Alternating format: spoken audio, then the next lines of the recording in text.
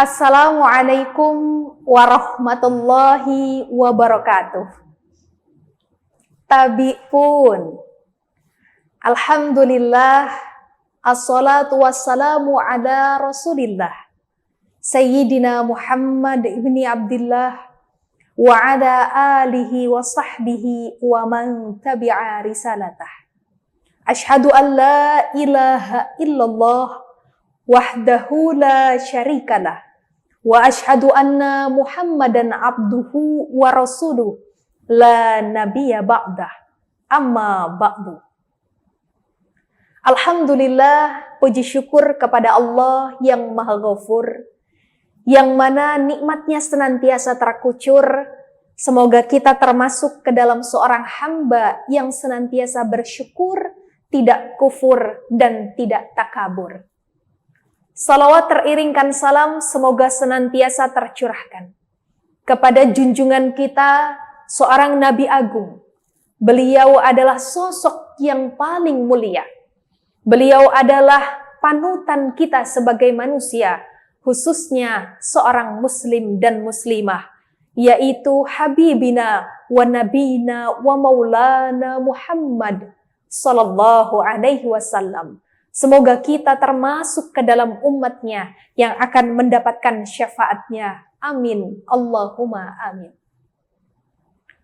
Pemirsa Tribuners yang mudah-mudahan dimuliakan oleh Allah Subhanahu wa ta'ala. Alhamdulillah, syukur kepada Allah yang pertama, yang mana senantiasa diingatkan oleh Imam Al-Ghazali, bahwa bersyukur itu caranya terdapat 3. Yang pertama, bersyukur secara qauliyah, bersyukur secara lisan, bersyukur secara ucapan. Kata Imam Al-Ghazali, qala alhamdulillah idza u'tiya nikmatan aw rizqan. Lisan kita, lidah kita mengucap alhamdulillah ketika mendapat nikmat dan rizki dari Allah Subhanahu wa ta'ala. Lalu yang kedua, bersyukur secara maliyah, secara tingkah laku, secara anggota tubuh, secara perbuatan kita. Maka alhamdulillah, pemirsa Tribuners, pada hari ini setia duduk senantiasa kita dalam majelis ilmu ini. Maka insya Allah ini adalah bentuk syukur kita secara tingkah laku. Sebab apa? Sebab mata kita, telinga kita diperdengarkan untuk senantiasa mendengar kebaikan dan ayat-ayat Al-Quran. Lalu yang ketiga, bersyukur secara maliyah, secara harta benda, secara uang, yaitu dengan cara kita bersedekah, berbagi kepada yang membutuhkan, berbagi kepada tetangga ketika menjelang berbuka puasa. Maka insya Allah ini adalah bentuk syukur secara harta benda. Maka alhamdulillah, pada hari ini Allah Subhanahu wa ta'ala masih memberikan kita kesempatan sehat, kesempatan untuk bisa melaksanakan ibadah bulan suci Ramadan, yaitu beribadah puasa. Bulan Ramadan merupakan bulan ke-9 dalam kalender Hijriah, yang mana bulan Ramadan ini kalau di Indonesia seringkali disebut dengan sebutan bulan puasa. Karena orang Indonesia menyebutnya bulan puasa sebab di dalamnya kita melaksanakan ibadah puasa. Ketika berbicara tentang puasa, ada 2 kata yang penggunaannya sama tapi maknanya berbeda. Yang pertama adalah siyam, yang kedua adalah saum. Bulan Ramadan merupakan bulan, momen untuk mendisiplinkan ibadah. Maka kita harus memahami maknanya siyam dan saum. Yang pertama siyam. Di dalam Al-Quran Allah Subhanahu wa ta'ala firmankan, a'udzu billahi minasyaitonir rajim. Ya ayyuhalladzina amanu kutiba alaikumus siyamu kama kutiba alal ladzina min qablikum la'allakum tattaqun.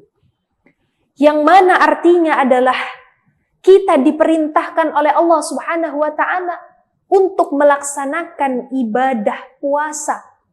Maka dari itu maknanya siam itu adalah menahan dari segala sesuatu yang membatalkan puasa. Makan dengan sengaja, minum dengan sengaja, bahkan berhubungan suami istri dengan sengaja.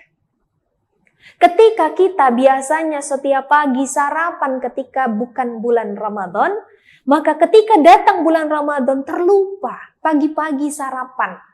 Maka ketika nyuap, satu suap sudah masuk ke perut, lupa kalau lagi puasa, maka apa yang ada di dalam perut sudah masuk, insya Allah itu jadi rezeki. Tapi ketika baru sampai mulut, jangan sampai ditelan ketika sudah ingat bahwa lagi puasa. Jadi harus dikeluarkan. Beda ketika kita sedang berpuasa, kemudian menahan dari berhubungan suami istri. Maka maknanya Ramadan itu mendisiplinkan ibadah. Salah satunya adalah ketika siang hari makanan itu halal, tetapi ketika di bulan Ramadan siang hari makanan itu menjadi haram. Begitu puasa, istri ketika siang hari itu haram. Maka dari itu, maka mari kita disiplinkan ibadah kita. Ketika siang hari jangan sampai melakukan hubungan suami istri di bulan suci Ramadan. Sebab harus membayar puasa kafarat. Ketika dilakukan harus membayar puasa selama 60 hari berturut-turut. Ketika hari ke-57 batal puasanya, maka harus diulang dari hari yang pertama. Maka dari itu, mari disiplinkan ibadah kita.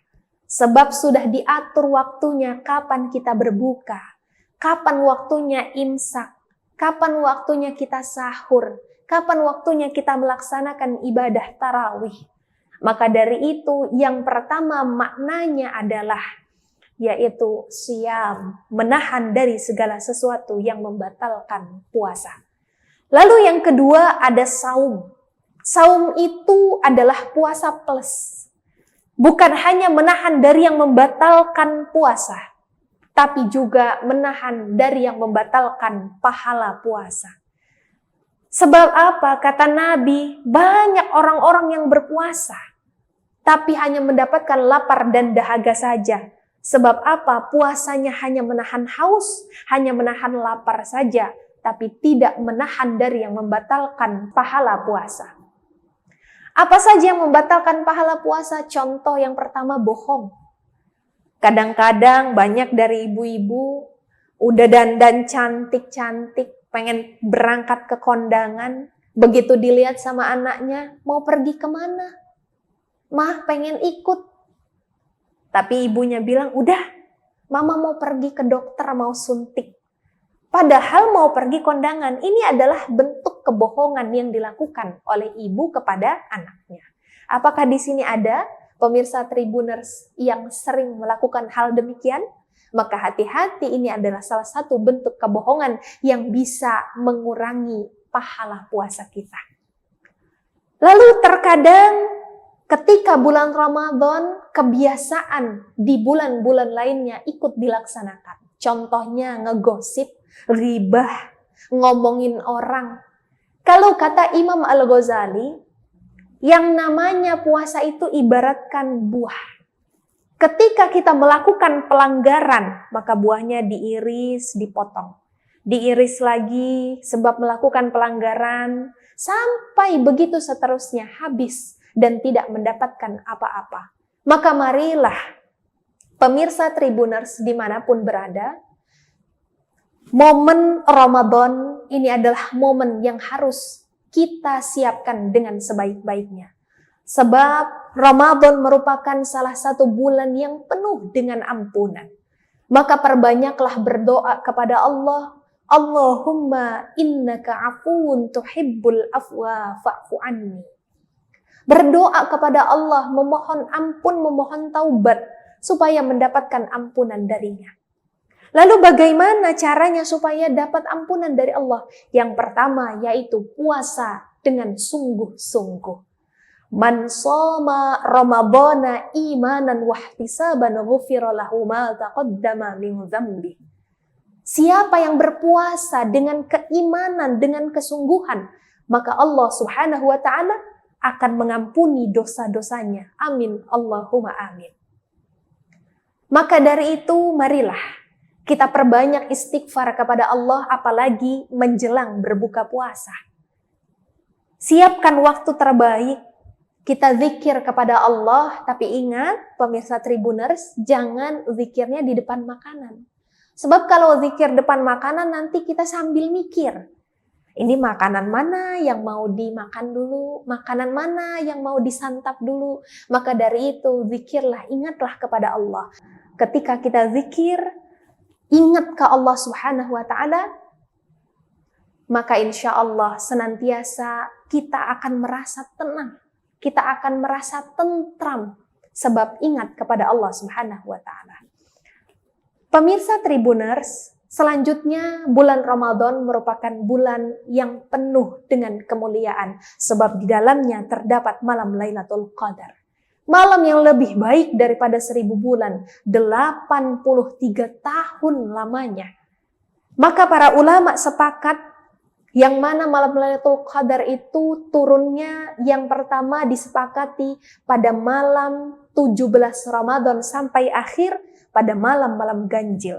Artinya malam 17, 19, 21, 23, 25, 27, 29. Lalu dipersempit lagi oleh beberapa kalangan ulama.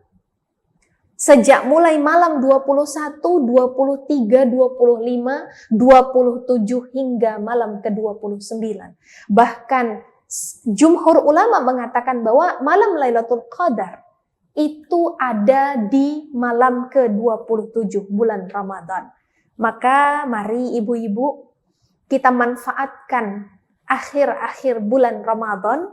Jangan terlalu sibuk bikin kue sehingga meninggalkan ibadah yang seharusnya dilaksanakan. Maka marilah di akhir penyampaian ini kita berdoa kepada Allah Subhanahu wa taala. Mudah-mudahan insya Allah kita mendapatkan kebarokahan bulan Rajab, bulan Sya'ban, dan bulan Ramadan.